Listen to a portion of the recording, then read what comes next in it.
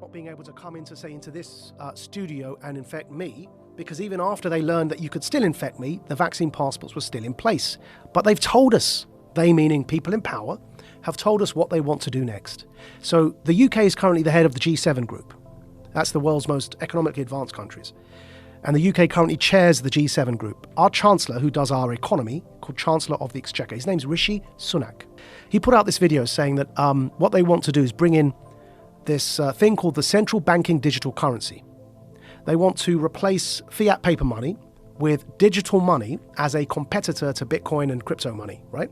But instead of being decentralized currency, it will be controlled by a government. It's digital currency, but controlled centrally through the banks, Bank of England. So instead of having a bank account with whatever, HSBC or Bank of America, you'll have a bank account directly with, in the American context, with the Fed. In the UK, directly with the Bank of England. You have a personal bank account, and you're given digital money in that bank account. These are called central banking digital currencies. The Chancellor of the Exchequer in the UK has already announced their intention to do this as the G7 group. And these, if you look up...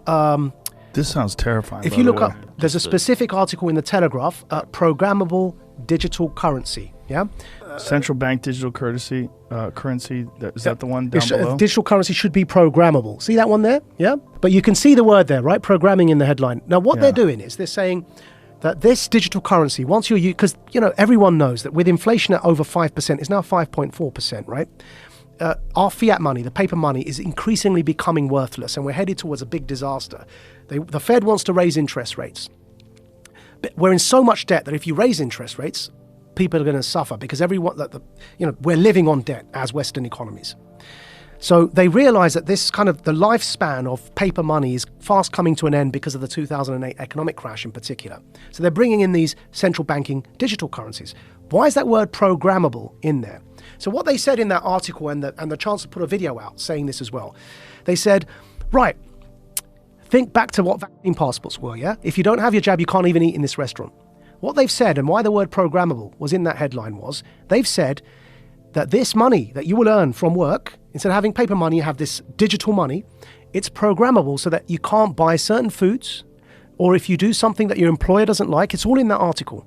You won't be able to spend your money. In other words, it's not money. They're vouchers. They're like food vouchers. And they can be programmed so that, like the Chinese social credit system, that if you try and use them on a certain thing, it won't work. You say you want to buy a burger and they want you to buy bugs, which is one of the examples used. If you start to try and buy unhealthy meat, it just won't work. You tap your card, you can't buy the thing because you've met your quota that month of burgers. You have to buy something like a vegan meal. So it won't just be money in the sense of the way we have dollars or pounds today. Yeah. It'll be something that's controlled in terms of your ability to distribute it. Which is why I'm calling it a voucher. It's a coupon. But even a coupon, if you have a coupon to buy bread, you can still buy the bread. Yeah. Like, there's But you can't buy, see that coupon to buy bread, what you can't do is buy a burger with that coupon. It's for bread. Right. Yeah. Right. So you will have this central banking digital currency. And then what they're talking about in that article that we just pulled up is they'll say, right, and it explicitly uses the words, won't be used on something that the employer deems inappropriate or the state deems inappropriate. Oh, we got to see this. Yeah? See if we can find that, or I'm just digging through a different article about it too. It's talking about there's pilot programs going to be used in the Olympics coming up in China. Yep. They've already started it, and right now, do you feel like you're sounding the alarm? Yes. For people that don't understand what the fuck is going on. So here, I've pulled it up for you here. Yeah. So there's the video. Yeah. I don't know if your camera can see that, but no. There's the video. There's him speaking about it. The G7 is launching a set of public policy principles for retail central bank digital currencies, CBDCs. Central bank digital currencies could be a digital version of money, a bit like a digital banknote that could be used alongside physical notes and coins. Unlike most of the digital money people use daily today, it would be issued directly by a central bank, like the Bank of England in the UK. And governments and central banks across the world are working together, looking into what having a digital currency might mean in practice. Right, so that's the guy who runs our economy in the UK. His name's the Chancellor of the Exchequer. And here is the article. Bank of England tells ministers to intervene on digital currency programming, yeah? And here's a quote from the article. This is in the Telegraph, the one he pulled up, but it was behind a paywall, so I'll just read the quote. Digital cash could be programmed to ensure it is only spent on essentials or goods which an employer or government deems to be sensible. Holy shit. I'm going to take it one step further for you, Joe, right? So the vaccine passport infrastructure is in place. But now we know that the vaccine doesn't stop infection or transmission, but the checkpoint Charlie exists everywhere. They bring in digital banking, central banking digital currencies. You've got a scenario now that you're checking in and out everywhere you go using vouchers that are programmed, and you can only spend where you're told you can spend them. There's another word for that, man. That's called the Chinese social credit system. That's what it's called. And anyone who watches Black Mirror will know what I'm talking about. That's that TV show, right? Yeah. So what they are telling us, and when I say they, who's they? People in power. That's the head of our economy, the Chancellor of the Exchequer, second most powerful person other than the Prime Minister and maybe the Foreign Secretary in the UK, right? He's telling us, I just played it there for you. He's telling us that's what he, as the UK, the head of the G7, want to bring in for the G7. So a scenario where, like in New York at the moment, because the passport infrastructure is in place, you bring in that digital currency and you've got this total control. And if I'm speaking to you the way I'm speaking now, and my employer or government, you heard that in the quote directly, yeah, deems me as saying or doing something inappropriate, suddenly I can't actually pay to come here and speak to you anymore.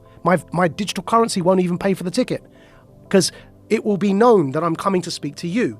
Sorry, your vouchers don't allow you to purchase that ticket to go and speak to Joe. And this is where we get into the kind of censorship that we see in social media that is not, it's not, you can't have that kind of censorship with the First Amendment in normal discourse. But you can have that kind of censorship if you've developed a digital platform that distributes information, but it's a private company. Yeah. So think about what money is, where you can spend it on whatever you want, versus this digital currency, which is essentially controlled in a sense. Yeah. Like you have free speech on Twitter, but you really don't. Yeah. Because if you go too far or you talk about something that they don't find appropriate, they'll just ban your account. That could be what we're looking at in terms of what we think of as free speech being social media platforms could be what we think of as your free range ability to buy whatever you want with whatever money that you've earned. What's going on here is with this central banking digital currency, if you get to that situation where you end up with the Chinese social credit system in the West, why would anyone want to do that, right? I believe we're in a moment of the Gutenberg press. Go back to when the printing press was invented. Technology disrupts power structures. It always has. Printing and its invention was a new technology. What happened when they invented the printing press? The power structures who up until that point were reading the Bible for you and were telling you that you've got to pay this priest X amount of favors and he'll forgive you your sins. And that became a bribery system, right? Which is what Martin Luther was so upset about when he pinned his thesis to the wall. The printing press disrupted that power dynamic because people could read the Bible for themselves.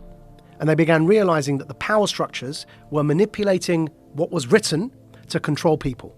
Now, nobody in hindsight is going to argue that printing and its invention is a bad thing for humanity. But at the time, it led to war. It led to the 30 Years' War in Europe.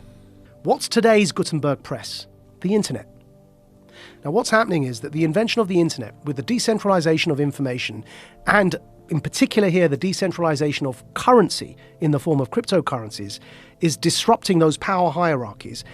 To have the infrastructure in place that you can have a checkpoint Charlie society, so that when the central banking digital currencies are in place, that infrastructure is already there because people were so scared they voluntarily allowed you to put that in place, so that you can maintain your grip on power, because what's coming around the corner is the decentralization of everything, of media, therefore of narrative. And of course, remember, whoever defines the truth gets to define reality.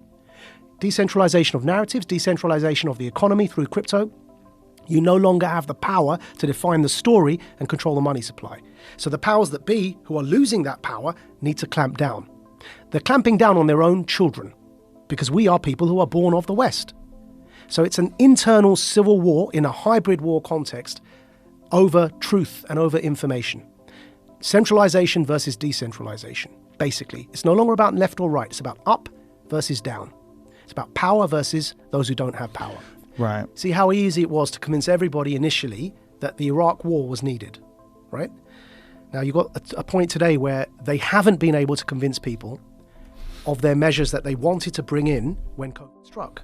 because it was quicker to be able to unpick that narrative due to decentralization. Shows like this that weren't under the traditional yoke of traditional media were able to have certain conversations. Now that means that it's harder to control the narrative. And so in a situation like that, when you're losing your grip and power, the only option you have left is to clamp down. There's going to be some short-term pain. And what do you mean by that? There'll be another emergency, whether it's war with Russia, which is already being played up, whatever it is, whether it's the crash of the economy because of the fiat and the inflation at 5.4%, at least in the UK, it's 5.4% here. I know it's out of control here as well. If the currency collapses, because we're living on printed money at the moment, it's called quantitative easing. We are literally printing ourselves money to try and pay for our debt. We're just printing more money. That's unsustainable. So we're in this situation where any other crisis could occur. If the food shortages everywhere and people end up rioting, it's a good reason to say, right, we need more power to control this. We need more emergency powers. We need stronger laws. And so you end up in a situation where crises can be manipulated to bring in stronger and stronger authority, when really what's going on is we're in this crossroads in history.